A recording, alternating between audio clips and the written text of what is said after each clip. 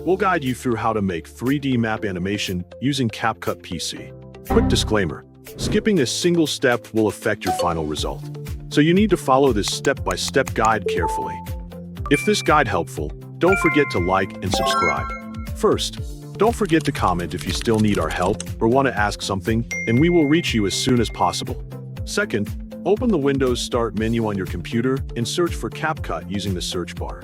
Launch the CapCut application from the search results and wait for the editor to finish loading before continuing. Create a new project or open an existing one, depending on your needs. Import the map image or video you want to animate, then drag the map onto the main timeline. Select the map clip on the timeline so its editing controls become available. Increase the scale value until the first location you want to highlight fills the preview window. Adjust the position controls so the first target area is centered on the screen, creating the starting view for your animation. Add the first keyframe for the map's position and scale to record these initial settings. Move the playhead forward to the next point in the timeline where you want the animation to continue. Reposition the map to focus on the next location you want to show. Adjust the scale value if you want to zoom in or out at the new location, then add another keyframe to record the updated position and scale.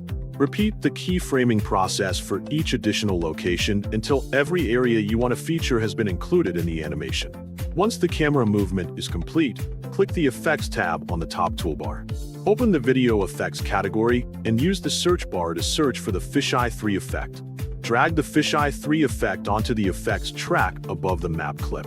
Adjust the duration of the effect so it covers the entire map animation from beginning to end. Preview the animation to ensure the camera movement and three-dimensional effect blend together smoothly throughout the sequence.